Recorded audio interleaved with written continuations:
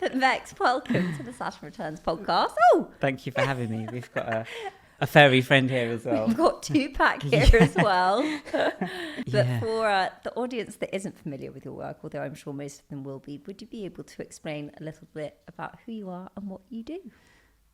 I feel like this is the hardest question in an interview. It probably is. How do you speak about yourself in a kind of humble way, whilst telling people maybe what you've achieved? So I'm a writer. I've written 3 books. I've created 2 journals. My first book, Good Vibes, Good Life, is what I think most people know me by if they're familiar with my work. And that's been translated into over 40 languages.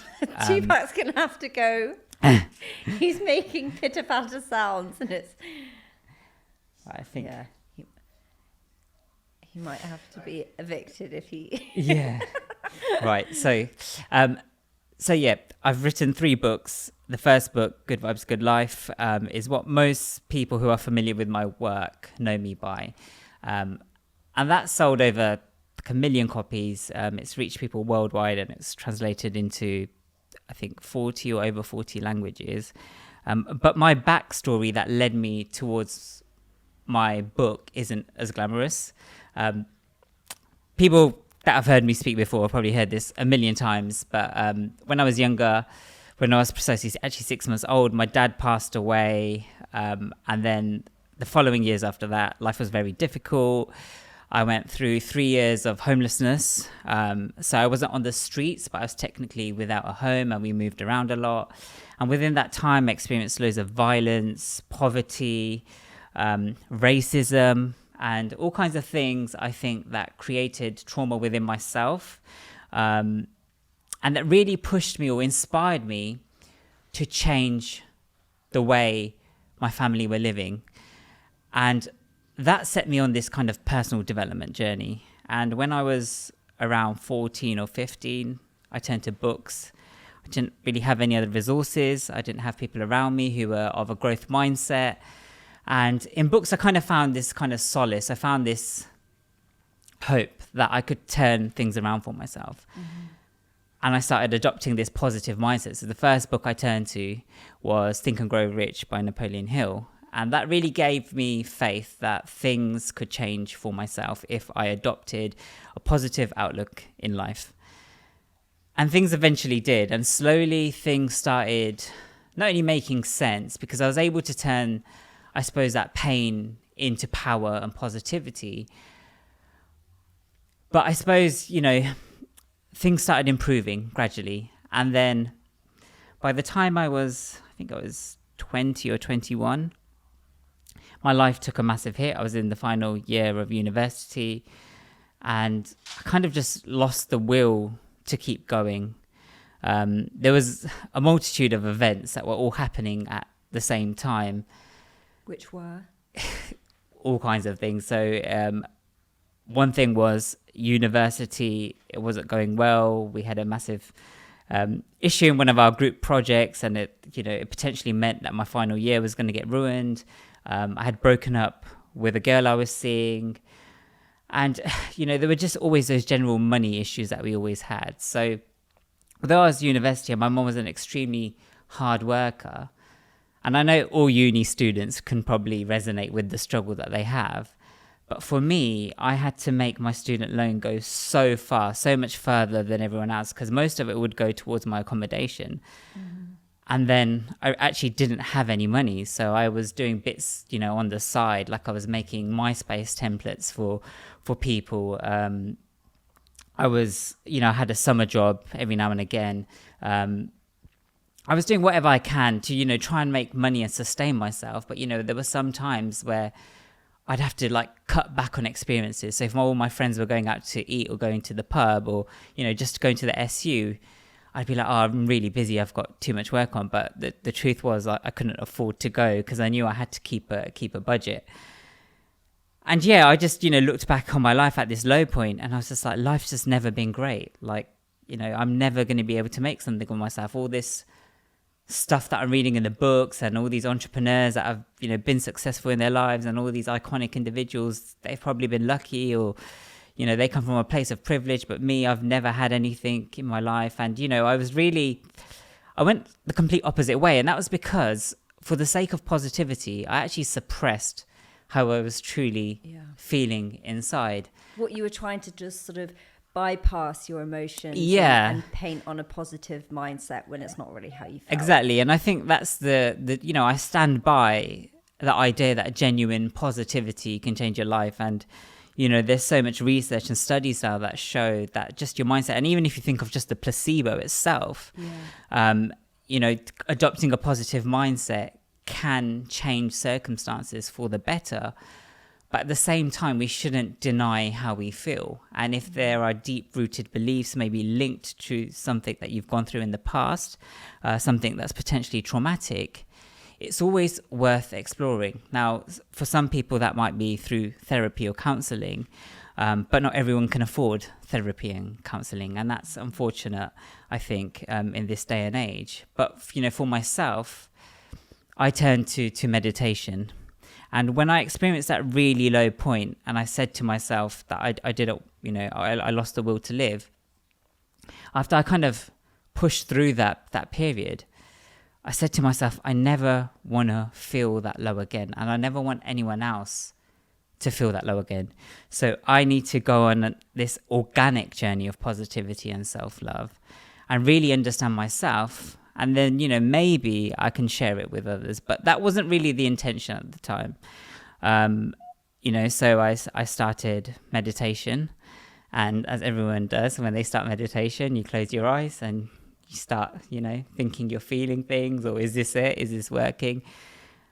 And over the years, it took practice. I'd always journal unconsciously. I didn't know I was journaling, but I started doing more kind of conscious journaling where I would write out how I was feeling. And it's these little practices that started really creating this shift. And when there's a true, authentic shift, when people see it in you. Mm-hmm. So when people, there'd be people that I'd bump into from school, and they'll be like, Vex, there's something different about you. Like, have you, changed your hair? And I'll be like, well, actually, I am receding because I'm getting older, but no, I haven't changed my hair. It's just that, I'm really just, I'm working on myself. And they're like, yeah, you're like glowing. And then the true test is during maybe Christmas, or for us, it was Diwali, where you're with your family and there's people around you that would usually get on your nerves, and you can stay cool, calm and collected, and you can actually respond to things that, in the past might trigger you or might... Sorry, that perils of Ladbroke Grove. Sound effects. So the true change is when you can actually respond to circumstances, when you can just pause and realize that the old way of reacting wasn't healthy and it's not in line with who you want to become. And I started to then notice this shift because it was little things that would usually cause some kind of annoyance didn't actually incite this kind of reaction in me. It was almost like I was steady, and I was just like, maybe this whole meditation, journaling, self-love thing is working. And then people are like, what did you do? Like, how do I do what you've done? Mm-hmm. I was just like, I don't know. Like, I've just done a bit of this, bit of that, gone to the gym, looked after my body, wrote some stuff down. But I was just like, that's not helpful. So I need to try and, give people practical tools and techniques to use. And this was way before I was actually on social media. But then naturally, when Instagram came around and there was Twitter, there was Pinterest, I started sharing ideas with the world. And actually, a lot of the time, the ideas were reminders to myself. Yeah. It was just to keep myself in check, mm-hmm. right? But then some of these pages started really building audiences. And by the time I knew it, I had 50 social media accounts, I think. 50? Yeah, around 50, not under my name. I didn't even know 50. Yeah, there's a lot to manage, actually. And I had 50 different accounts, and they were all to do with good vibes and, raising your vibration. And it sounds like it was like an accountability practice for you as well as Yeah. wanting to share. And even now, to this day, like a lot of the times when I share things to social media, it's a glimpse. It's something that I've thought of, something that I need to remind myself of, or something that I've observed. And then I write about it because in that moment I'm inspired and I share it with the world. So what's that? I'm curious about that because I often have things or thoughts and I'm Yeah. like, I want to share that, but I don't. Yeah. So what's that? What was the process like from first starting? And then also now, how do you kind of remain disciplined in having an idea? Because I think whether or not it's people wanting to share it around positivity or good vibes, or they're just having a creative idea and I don't know, as they're going to bed, but they think I'll remember it tomorrow and they don't. Yeah. I think when you have a thought at night and you're like, this is so great, this is profound, and you're like, you know what, I'll remember it in the morning. Good, I'll remember it tomorrow. Because you don't want to go and grab your phone or a notebook and you want to, try and get to sleep, and then you end up forgetting. I actually get so many ideas in the shower. Yeah. I think that's quite common. Yeah, and you get so many ideas. And I get them walking as well.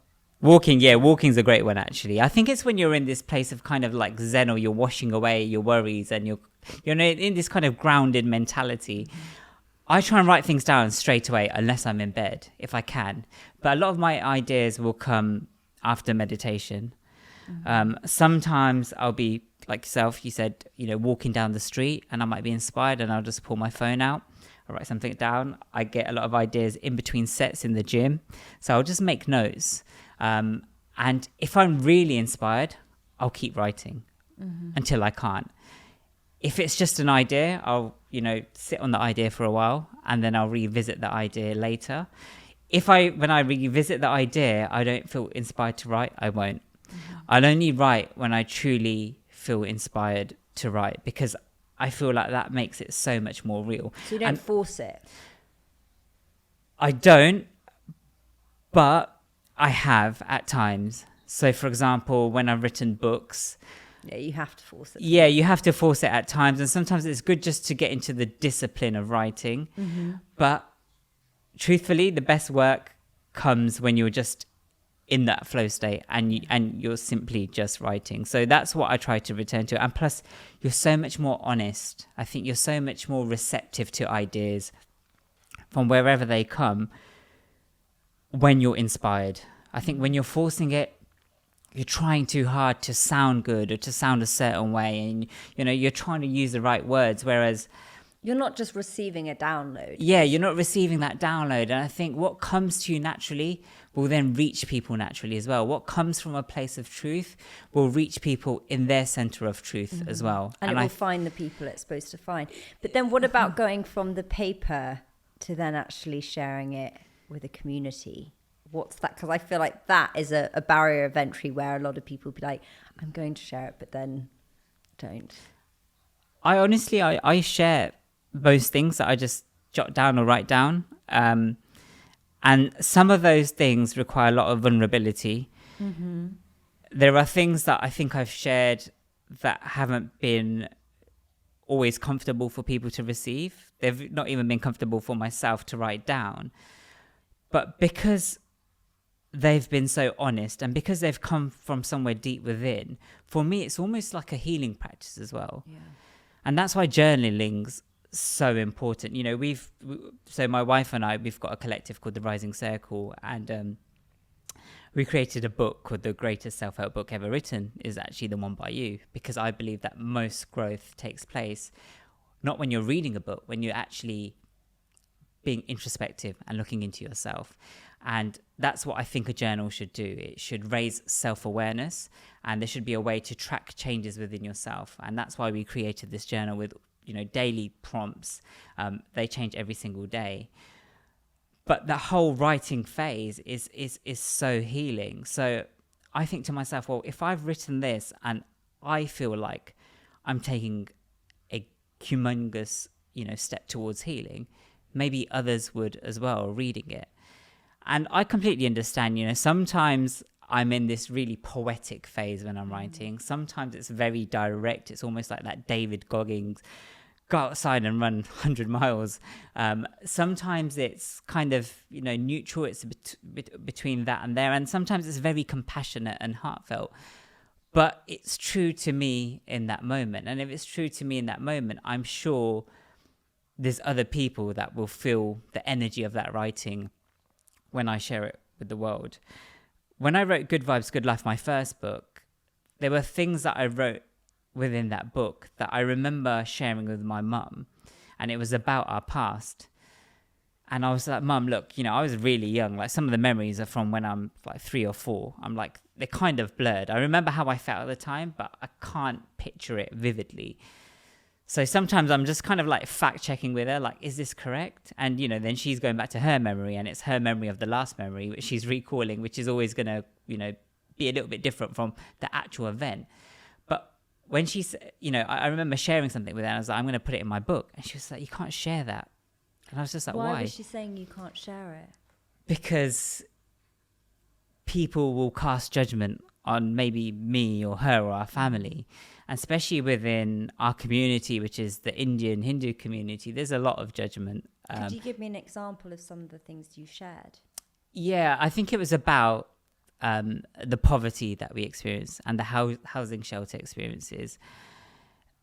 I think to some extent, although people knew, we didn't have much money, and you could see that with our circumstances, there's always, especially, I think anyone, listening to this, when you're in school, it's almost weird. Like, when you're in school, you don't want people to know, or especially me and, people around me, you don't want people to know that you're broke, or that your family doesn't have much money, because people would then pick on you and you'd almost become a target of bullying. So you try and create this perception that actually you're doing okay at home and that you do have money. And then as you get older, we seem to love the victim mentality, and we love to say, oh, I'm broke. And then it's like, actually, I'm even more broke. And it's almost like you're competing, you're almost competing in this broke Olympics of who's actually more broke. But I think, especially within our wider community, people knowing that my mum went through real deep struggles would then maybe influence them to see my mum in a different light, not as this strong, resilient woman who she absolutely is, but maybe as this very vulnerable woman who experienced a lot, didn't have much support. And although it's, very important to stay true to yourself, I think people find it very difficult because we live in this society where we're taught to care about other people's opinions so much. Mm-hmm. And I think that's something that she struggled with when I, shared some of these stories back with her. And also it's the navigating of sharing your truth and your stories, but also being mindful that it's someone else's as well. That's not writing the book, which is always a tricky one to balance. Yeah. I actually think this is based off some of the responses I've received. When I wrote Good Vibes, Good Life, and I quite honestly spoke about self-help and how I'd been able to implement self-help practices into my daily life, people messaged me and they were like, thank you so much for giving me a voice, because you expressed something that I had always thought or known that I couldn't put into words. That I couldn't articulate. Yeah. And I think that's the magic of writing or even speaking, is that you can give a voice to the souls who can't express themselves, or to the souls that can't be heard. And that's why I find it such a magical and profound experience. I love that. And it's so true. Yeah. Would you be able to share a little bit more about that experience? Because you said when you were young that you were homeless. Was that something that, and then it kind of brought you to this work, which is, I don't know, would you be able to share a little bit about that experience? Yeah. So once my dad passed away, so my mum's not long moved to the country. She's been in the country roughly 4.5 years or 5 years. And she's just given birth to me. She can barely speak English. Arranged marriages were a big thing. So she's, basically married someone kind of random to some extent. Yeah. They're trying to raise a family. And suddenly, her partner's passed away. So now she's left with 3 kids, and the eldest is 4. So that's my older sister. Then the middle sister's 2 years old at the time, and I'm 6 months. and she's almost got no time to grieve. Like, she can hardly speak the language, so she can't really navigate her way around, the UK. And, she doesn't know how to handle this really deep, hurtful experience that she's just had. And she's raising 3 kids by herself with, not much money at the time. So, my dad and my mum had a business at the time, but eventually that went bankrupt. And there was one point we stayed with a family member who was my dad's brother. And, he would, he's no longer around, unfortunately. And he was a great soul, but he was going through his own problems within his own marriage. And just to explain some of the things that I saw, so they had a daughter of their own. And I remember as a child seeing the daughter being punished in a really violent way, because I suppose she would have been, annoying her parents, as kids might do at times. Or, she has needs and they can't attend to the needs because they're having maybe marital problems. And I remember them getting a rolling pin, wrapping it with a towel and then sticking it down her throat. So I was exposed to little things like that. And then there was one time where the family business that we had, so it was actually my mum and my dad's, but then my dad's brother took over with my mum.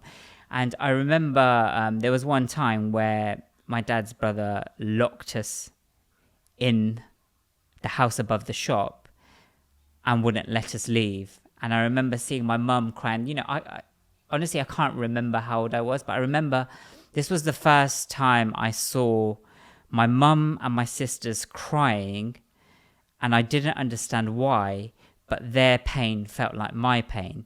So I also started crying. And because we couldn't leave, and I realised it was my uncle's fault we couldn't leave, I tried to fight him, but obviously I'm just a child. I remember him pushing me away. But why did he shut you in there? I don't know. I honestly, I don't know. There were probably some kind of internal struggles. But yeah, that business eventually went bankrupt, and that's when we were without a home. So we moved around to different housing shelters, hostels, but we weren't always welcome. There was one housing shelter which was,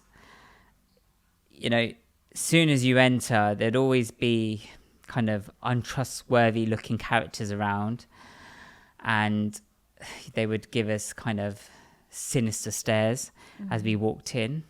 And then during the night, we would hear evil screams, and like no police would come.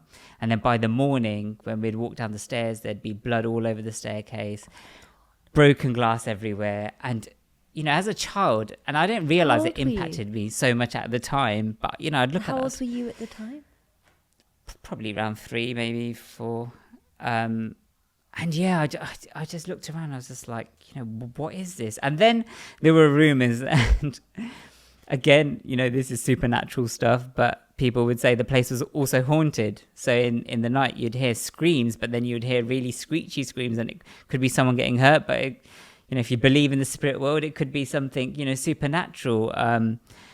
All kinds of stuff. And it was just almost a nightmare. And then we'd move from, the housing shelter to different families that we had. So, for example, my mum's sister. But my mum's sister was also new to the country. Also, in a brand new marriage, trying to create a family, just had kids. And we're almost like imposing, and they're very kind and, giving, and they welcome us into their home, but they're also trying to start this family and, going through their own issues as well. But there was one time, so we were staying above my uncle's shop, and I remember my mum telling me to stay put upstairs while she ran downstairs, and all I could hear was like rustling and things, someone moving stuff around and screams and shouting and so forth. And I was just like, something's happening. I need to see what it is. And I went to the top of the stairs, and if you stand on the top of the stairs, you get a direct view onto the shop floor. And I remember there being the beer fridge here at the bottom. I remember seeing a guy in a leather jacket emptying the fridge out. So he was packing all the beer into some kind of case. And then I remember seeing my aunt's hair being pulled, my 2 sisters, who were the eldest probably would have been 8 years old at the time, and my mum's hair being pulled by all these guys in leather jackets. And then I looked at my uncle, and he had a nose full of blood and a gun to his head. And I was so scared, but at the same time I was so angry seeing my mum being hurt. And because, I was really protective over my mum. That's all I had in life. I didn't, we didn't have luxury. All we had was love, and we survived off love primarily. So, I can't lose my mum. And that's what it felt like at the time, that someone's taking my mum away. So, I was like shaking and I wanted to do something. And my mum saw me and she managed to move away. And then she said, "Stay put, don't come down." I was almost in this conflict, like, do I go and do something? But again, I'm 4 or 5 years old at the time. There's nothing I could have done. But after that, fortunately the gun wasn't used. They found the bullet later on the shop floor. But experiencing stuff like that always made me perceive threat, even if threat wasn't around. Mm-hmm. And I was navigating life constantly cautious that someone or something might hurt me or my family. And that really inspired me to, change things. But when we finally moved towards, moved into our council home. So again, and, it was almost like this horror story that just never ended. So even when we first got our council home, it almost felt like a dream come true. We finally found a home that felt safe, that we could call ours. But then the reality kicked in, and this was the reality, that every time I stepped outside the house, all the kids on the block would shout racist abuse at me. They would take away my ball that my mum had worked so hard to provide to me. Then I'd chase them down the street, finally get my ball back, but I'd have to fight them to get it back. I'd get, my head kicked in, but I was quite strong. I was quite strong-willed, so I'd end up hurting someone in exchange, and then their parents would come knocking at our door saying, "Your son is violent and he's hurt, my son." But there was also my neighbours. So the house next door contained 10 Caucasian teenagers, and every weekend they would get absolutely hammered.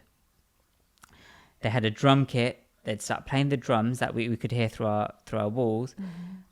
And then they'd start knocking on our door, telling us to leave the country and get out. We didn't belong there. And then there was this one night where we had this washing machine that we wanted to dispose of. So we left it on our kind of front lawn, and it was right outside the door. And they got fireworks. They put it in the washing machine and it exploded. And this is at 3 a.m. and I'm still, a child.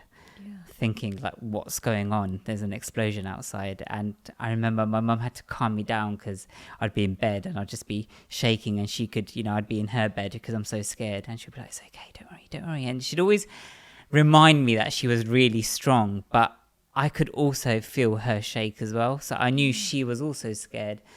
And there comes a time when you just look outside your house, or at least I did, and it's this is quite a blurry moment, but I looked outside and I was like, I can't live like this. This isn't what life should be.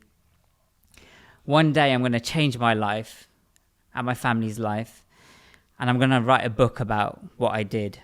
And that was just this loose kind of dream. I didn't think much of it. I didn't think I wanted. In fact, I probably didn't even want to be a writer at the time. I probably wanted to be a footballer or something like that. But I didn't really take that seriously. Until I was much older. So as I started, really rationalizing the world and started creating this self-identity, I started having conversations with all the people around me. And I was just like, there must be something better for us out there, right? This can't be life. But the thing is, everyone else was experiencing the same struggles and the same challenges as me. And that's all they knew. All they knew was hardship and heartache. So every time I said, there'd be something greater, there's these big dreams that we could chase or fulfill, they tell me to almost, get my head out of the clouds.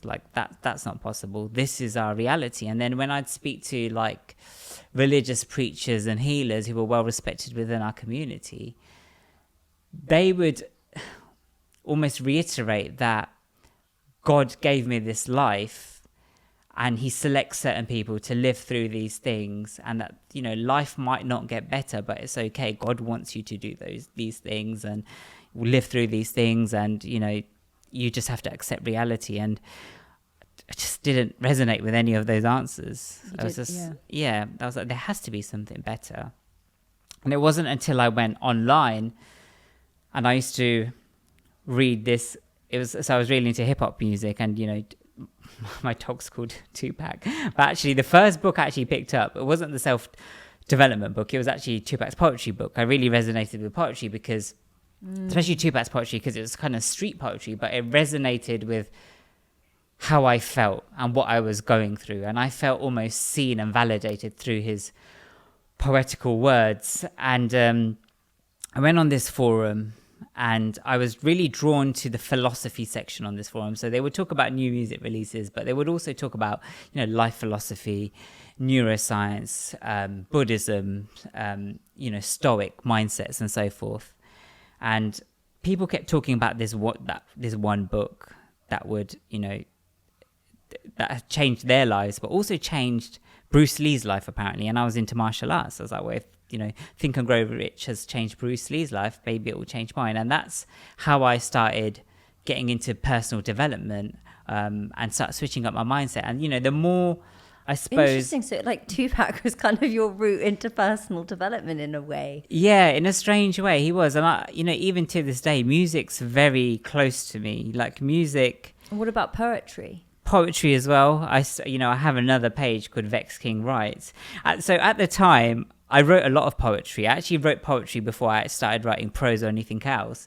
But I never told anyone in school that I wrote poetry, because at the time, if I went into school and I told my friends, and I had quite a big friend circle in school, and if I told my friends that I was writing poetry, don't think it would have gone down so well at the time. So I kind of kept that to myself, and I still have some of, I think one of the books is called Vex, I think it's called King of Hearts or something like that, and it's just all romantic poetry. So again, right, you know, telling your friends that you're writing romantic poetry at home probably wouldn't, I think there would have been a lot of banter within our circles, and it would have been directed towards me if I'd shared that. But yeah, poetry was kind of my route in, and I was always writing. I was always trying to understand myself and express things poetically, and then, you know, sometimes I'd just write a bit of prose or just write whatever comes to my mind.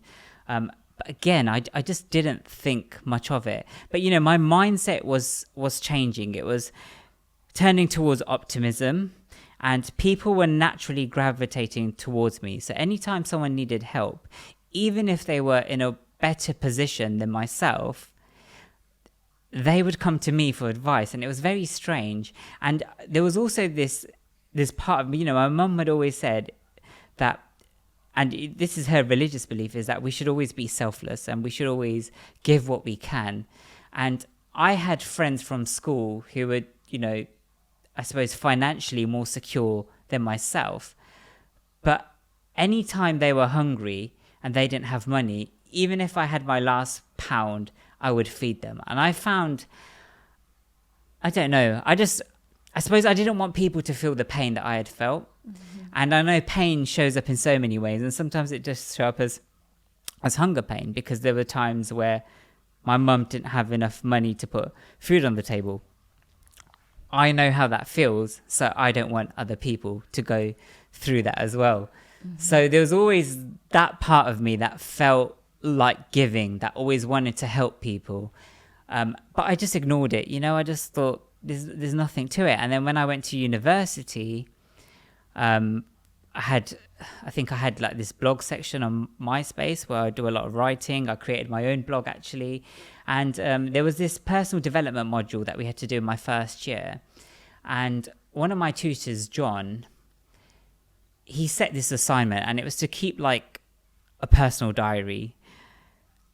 And back then, you know, instead of actually being educated, I was more interested in going out to clubs, getting drunk, rather than doing the work assigned. And I remember I hadn't done this work, so I had to quickly do it the day before it was due in. And, you know, I started writing, and I just got carried away, and I wrote loads. And I didn't know if it sounded good, but I just submitted it. And then I remember John like calling me in, and he was just like, can I speak to you? I was like, oh God, he's realised that, you know, I've just done it last minute. And he was just like, there's something really special about your writing. He He was like, the way you capture emotions is extremely special. He said, have you ever thought about, in the future doing something geared towards writing? And at that point, had you not? No, not at all. I'd never thought about writing. I wrote for myself. Yeah. I wrote as a way to express myself. You. Yeah. But I'd never thought about writing. And I remember even on my MySpace blog, so it was, I kind of created a name for myself, especially because I was making music at the time. And, I don't know, maybe it's all in my head, but I was maybe perceived as this cool dude. And I remember girls at my uni, they would read these blog posts, and it was basically about who I am beyond the appearances and beyond the persona. And no one believed I'd written it. Yeah, they were just like, you're not really that deep, are you? And I was just like, actually, I can be quite deep. After I put a pipe down, I can be quite deep. But I've always, gravitated towards writing. And then, I don't know if we have time. I know I'm getting carried away, but there was this one actually, there was two profound experiences. There was this one experience that I had when I was in Waterstone. So when I was struggling in my final year of university. So just firstly, that experience with John must have been quite a transformational one in terms of sometimes we need that authority figure to give us permission or to even introduce us to an aspect of ourselves that is very clear when someone says it, but just when someone from the outside that we respect goes, there's something here. Yeah. Was that quite a massive shift for you? Well, it was validating, but I still dismissed it because in my head, I didn't think nothing of it. I was just like, he thinks I'm a good writer. That's great. Because you couldn't have ever imagined what it would end up being today. Yeah, and even what I do now, I always tell people, and maybe people don't believe me, that I didn't choose this path. I feel like it chose me. So when I was struggling in my final year, I remember looking at spirituality and personal development books in this one corner of Waterstones in Nottingham, and this woman approached me and she touched me on the shoulder and she was just like, you're really close to God and you're going to help loads of people. And I just didn't think anything of it. I was just like, okay, maybe she's going through something, or she's like, and at the time, if I be completely honest, I was judging her. I thought that maybe she was on drugs or, or something. And I was like, okay, great. And I just ignored it. But it was when I started my first corporate job after university, and I would always commute to the job, and every single day when I'd finish work, I'd go down the stairs and I'd move towards the end of the platform, because I knew that when the train arrived, there would be the most seats available down towards that side of the platform. And it's an ordinary day. I finished work, moved towards the end of the platform, and for some reason everyone that's already standing there, there's just a few people, started moving away from me. And I'm like, damn, is it body odor, or am I emitting some kind of weird smell? I didn't know what it was. And then, this old woman kind of just comes out of nowhere and she starts talking to me. And she's like, I've got some, really interesting things I want to share with you about yourself. I was like, oh God, here it goes again. And she was just like, do you want to know who you were in your past life? And I was just like, well, I don't even know if I believe in past lives. I'm born into a Hindu family, but it's like you just do cultural things.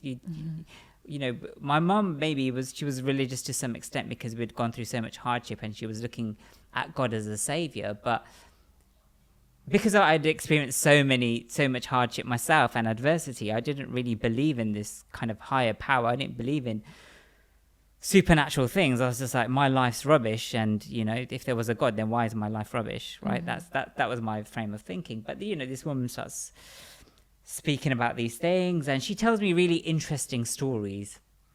I'm like, these sound great, they're really creative, right? They sound good, but they probably don't mean anything. And then she said something like, you're here to walk this path of serving other people. And I was just like, that kind of resonates, because I've always I've always enjoyed helping people, and I've always been drawn to it, and people have always been drawn to me as well.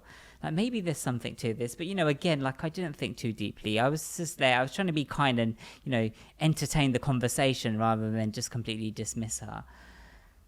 And she said, you're going to change a lot of lives in this world, but you need to stay true to your path. And she said, there's a lot of anger that's built within you that you need to kind of resolve. And once you do, you're going to be a force of greater good. She said, you need to stay in the light, make sure that you're not persuaded or swayed by the darkness that exists in this world. But you're going to change a lot of lives. And I was just like, this actually sounds great, but I don't believe you for 1 second. I've got no reason to believe you. Until the train started approaching, and I said, I got to go because the train's coming. And she looked at me and she knew I was skeptical, but she said, look, don't have to, accept my advice, but, any advice is gold or something like that. Then she said my name, and there was nothing on me. There was no badge. I wasn't on social media as this personality. There was nothing there. And she said my name, and I kind of looked at the train in disbelief of what she had said, got onto the train, turned around, and she was gone. And I was like, wait. And I was trying to calculate, because I love mathematics, and I was really good at maths in school, and I'm trying to calculate the distance, and the time it could have taken her, and the pace maybe she was walking at, that would have taken her to get round the bend and, disappear from sight. But I was just like, there was no way she could have done that. And I was just like, did I just imagine this? Like, what's going on? What's going on? And, all the hairs on my arm started sticking up. And I just started dating Kaushal, who's now my wife at the time. And this was 14 years ago, I think. And I was just like, you never guess what just happened. And I've still got not the text message, actually. I think I might have emailed her more details about it after, but I've still got it. I couldn't stop thinking about it.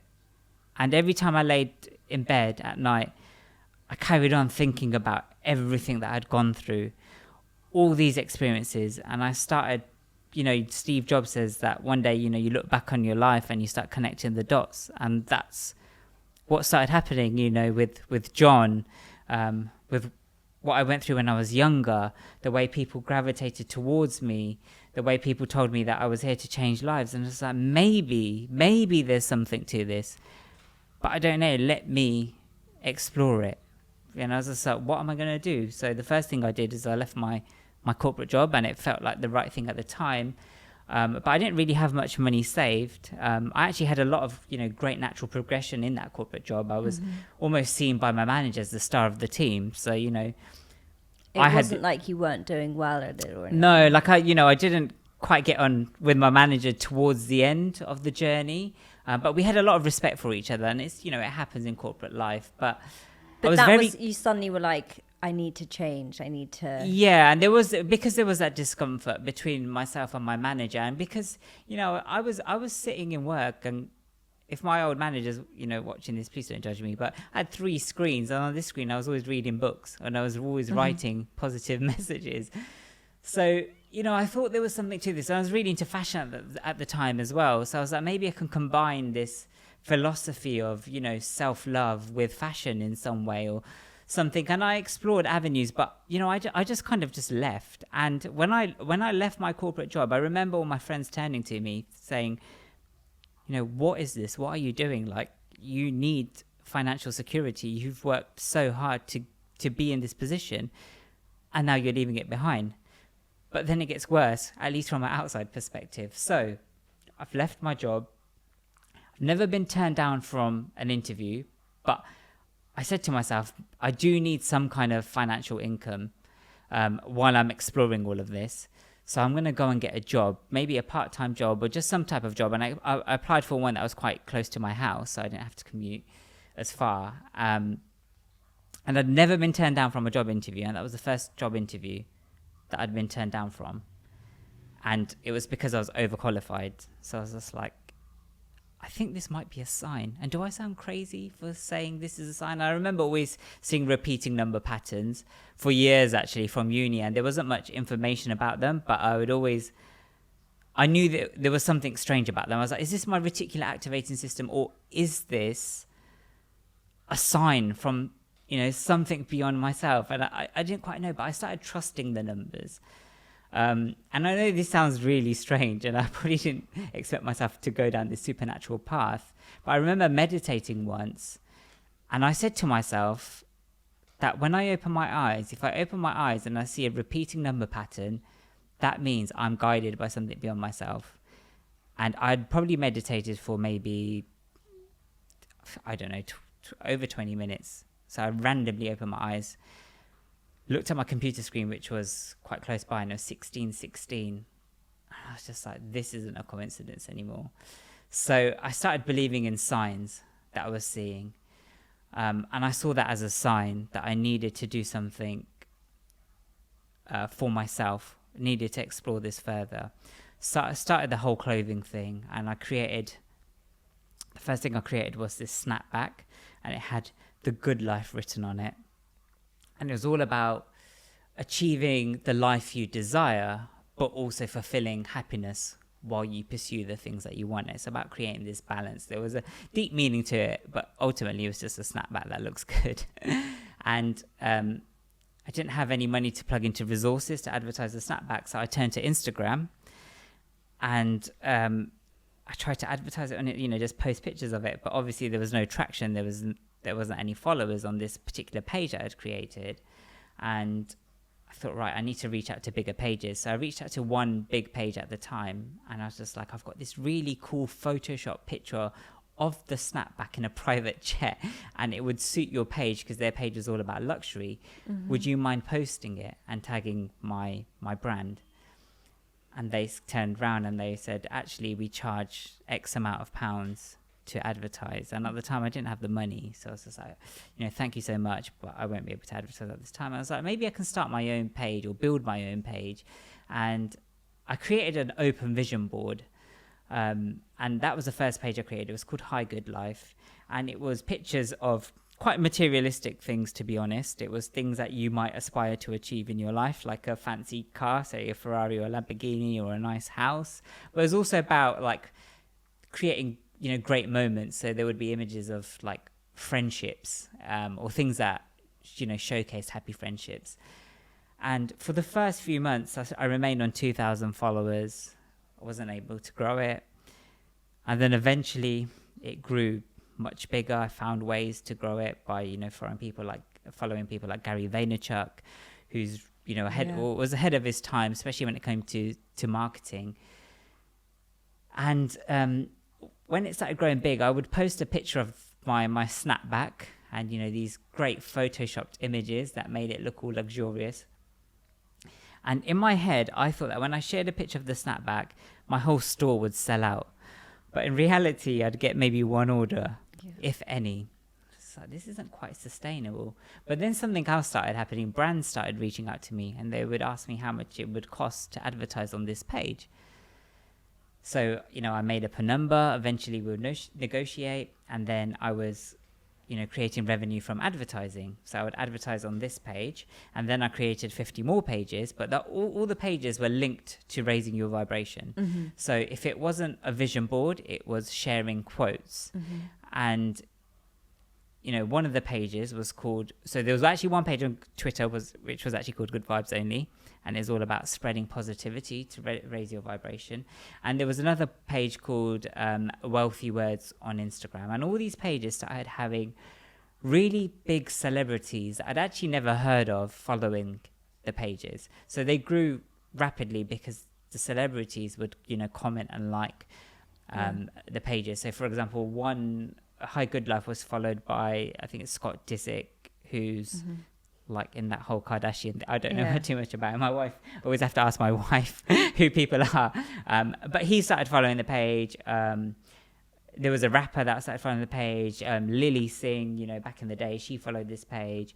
So all these pages had quite a few followers. I think collectively we had over 1 million followers across all these 50 pages, probably more than a million, maybe a couple of million. And my whole idea was to share positivity, but also to try and create this balance between the life you desire and the life that you have now. So I would share really important messages about gratitude. So on Wealthy Words, I would like share really like cliche quotes like "too blessed to be stressed," but then in the caption I would talk about the power of gratitude and why it's so essential to be grateful for the life that you have now, because that's the way we cultivate happiness within ourselves. But people seem to only be interested in all the kind of all the stuff that would make them rich, right? And I was just like yes, pursue your dreams, but also, you know, focus on the inward journey as well. And I didn't quite start, I wasn't resonating with some of the messages or some of the followers that I had on some of these pages, because they were just really interested in the kind of capitalist approach to living life. So I decided to get rid of those pages.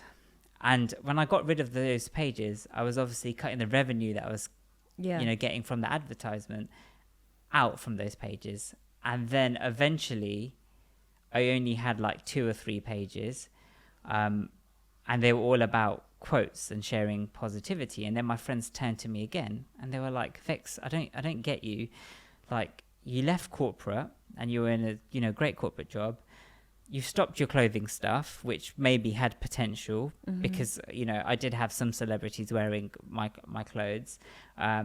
You had this almost like this mini social media agency that was, you know, keeping you afloat, and now you've just got rid of it all to be positive and to share positivity with the world, to, you know, make the world a better place. Like, who are you, the next Gandhi? Like, and obviously we're both brown, so I guess that's the first thing that comes to people's heads.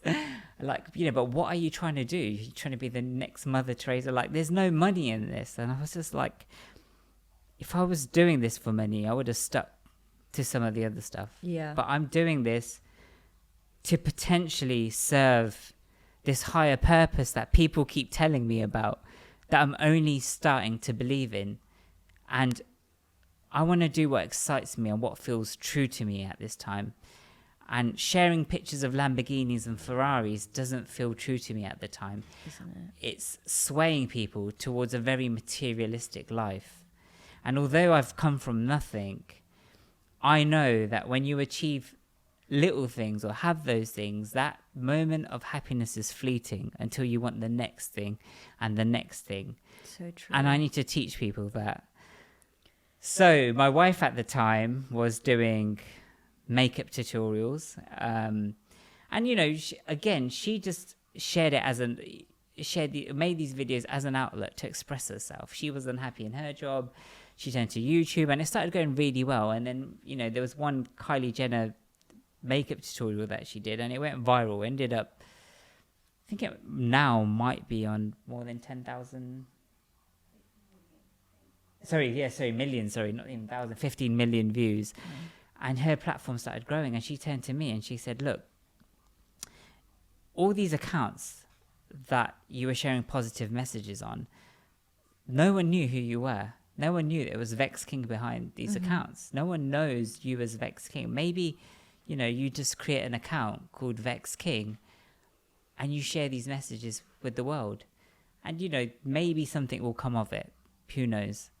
So it's just like, you've got a point. And I'd obviously seen her grow rapidly. And a lot of the things that I'd shared with her, especially with the law of attraction, was obviously now working for her. And it was great. And it's, you know, we're seeing evidence of that right in front of us. So I created the Vex King account, started just, you know, sharing messages. My followers kept asking me the same questions every single day, like, how do we love ourselves? You know, what does positivity actually mean? How can we be positive? How do we find our purpose? And I'd write all these questions down. And then people started asking me if I could release a book. Again, I had no idea of how I would release a book, you know, what I needed to do to actually write a book. But I started answering some of the questions. So I started forming this book. And then a literary agent reached out to me and she said, Vex, I can see that you're reaching so many people across the world and you're obviously impacting their lives. Have you ever thought about writing a book? And I was just like, well, here's here's your idea. Yeah. And on that, because I know before we started recording, you were saying how you actually have sort of repackaged a book and decided to put it out in a way that felt far more authentic to you. Would you be able to share a little bit about that experience of kind of staying true to yourself and the process of creating? Yeah, so with Good Vibes, Good Life, it was extremely true to myself. I was fulfilling my followers' questions and needs at the time. I not only felt great writing the book, but I felt, it was an authentic part of myself. I remember, after every line that I wrote, I almost sent a prayer out into the world. And I said to myself, whoever reads this passage or this book, I want them to get something out of this. It just felt very energetically, it felt very right to me. It felt very authentic. And I think after the first book success, publishers want you to release another book right away. Mm-hmm. And I wasn't quite ready to. In fact, after Good Vibes, Good Life, I told myself that I was never, ever going to write another book because I found the process so overwhelming and the editing stage so tedious. I was just like, I can't put myself through this again. But eventually, I saw a reason for writing the second book, which was Healing is a New High. And I'd actually lost my nan during the process of writing that book. So that made it feel very real because I was going through a grieving process myself. So I was healing as well. But, by the third book, Closer to Love. So there was a book on love and relationships was always on the cards. Yeah. And most the messages that I receive in my DMs are about love and relationships. And they're always like, what do I do if my boyfriend does this? Or, does Tony still love me? Because this is what he did over the weekend. I'm like, I don't know, Tony. I don't know your relationship. There's so much. I don't know the context of what you're going through. But I knew I needed to relay my ideas on love and relationships so people could build self-trust and self-love and navigate healthier relationships themselves. But I also found the idea of writing a book on love and relationships a little bit cheesy. Mm-hmm. And at the same time, I didn't want to put my own relationship with my wife on a pedestal, almost like I knew everything about love and relationships, because we don't. It's a journey. It's an ongoing journey. And no relationship is the same and no relationship is perfect. There's always going to be conflict, resistance. And we're on this inner journey of understanding ourselves and growing. So I resisted it. But then I thought, you know what? I'm actually going to turn towards this book and I'm going to write this book. But there's all these expectations. There's the publisher's expectations of what a book should look like. Mm-hmm. And now that you've reached all this commercial success, you almost want to maybe grow in who you reach. So you want to reach a new type of audience. You want to prove yourself as a writer. So I got mentorship for writing and I wanted to really improve myself as a writer and start my authority as a writer as well. And a lot of authors don't read negative reviews because it puts them down, whereas I actually read quite a few negative reviews. I know some can be personal and a lot of it's subjective, but also there's a lot of opportunities for growth as a writer. And I took all these expectations into the writing process and I created this book called Closer to Love, which I think is, if I must say so myself, I know how much effort I put towards it, and I think it's a very valuable and helpful book. But I might have lost the energy that I had for the first two books when I'd written that book. And, just to illustrate that very simply, Good Vibes, Good Life was 40,000 words. Healing is a New High was 50,000 words. And then Closer to Love was above 90,000 words, I think, in the end. And even when I submitted it to the editor, I had said that I need to cut the book down because I've just written out everything that I know, but it needs to be, a little bit more concise to align with the first two books. And, there was little things like the title didn't come to me naturally for the first book. Two books of the title came to me naturally.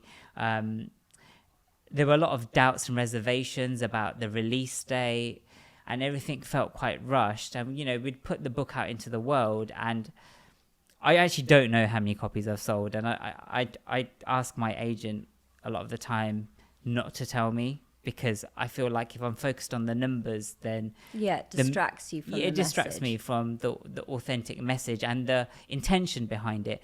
But things just didn't feel quite right, and I experienced a few health issues, and it's almost like my body was manifesting all these things that felt uncomfortable at the level of thought and emotions. And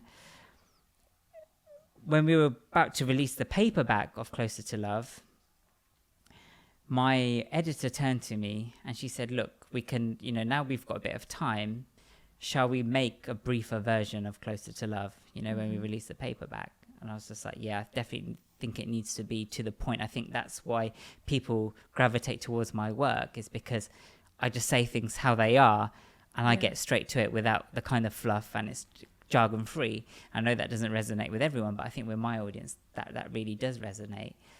And there were certain spiritual ideas as well that I thought might be too much for the mainstream, that I kind of held back on with Closer to Love, and I just touched upon them a little bit. So when this opportunity arose, my editor also said, look, have you thought, should we change the title of the book as well? And I was like, well, if we change the title of the book, it's almost like a brand new book. So shall I just rewrite the book? And she was like, I don't want to make you go through so much work, but if that's what feels right, then let's do that. Let's stick to the same themes that were in Closer to Love, but you can write it in your usual way that aligns with the first two books. And that's what I did. I brought the spiritual messaging in that I thought was really, really important. And that core idea is that love is our nature, is deep within us, and love is an internal experience. It doesn't live outside of us. We just meet people who take us back to that center within ourselves. It actually never leaves us. And the easiest way to explain that is, if someone gives you a gift, if someone does something nice, if you get the thing that you've always wanted, that feeling of love doesn't come from the thing or the person or the place. It arises naturally within you. So love actually doesn't leave you. It's deep within you. Someone's just taking you there back to your center. So actually, when people love you, they're showing you how to love yourself. I love that. And I thought these ideas were so important for the world, and to show people that actually we are an expression of this same center of love. We are love, but I want to show people that we are love. And when you realize that for yourself, you can go out into the world and you see no duality. You don't see me and you just see us as two different expressions. And I think if people truly not just understood that on an intellectual level, but realized that for themselves, so many of the things we're going through in the world politically, through war and separation and all the things that we're battling over, would change, because we would realize that we are one and the same. Love, to me, is unity and peace. And that higher teaching has to be shown to the world. But the problem arises is, although love is this oneness, it's this non-dual aspect, we as human beings, we have limits, we have boundaries. And it's almost navigating the world with those boundaries while also sharing this unconditional love with people. How do we actually do that? And this is where the new paperback is born. Things no one taught us about love. It's about dispelling a lot of these myths, these misconceptions about love and relationships in a very easy and digestible way. And for me, I think it's one of the hardest books I've ever written, because there's a lot of, I think, spiritual philosophy that's from Buddhism, Advaita Vedanta, which is a school of thought within Hinduism, which represents non-duality. And there's a lot of ideas that can be found even in Christianity, in Islam, Judaism, all religions. Is this idea of unconditional love, and it being a part of who we are, and the world being a fabric, or being an expression of that fabric.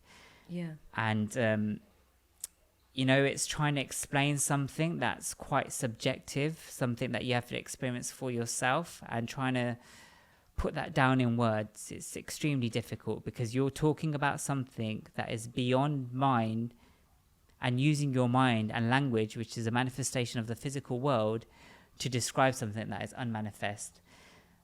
And that's a very big challenge. So the way I did it was, I have a few spiritual teachers, but I have one who's kind of like my key teacher, and I show him my work to show that it's aligned with spiritual precision.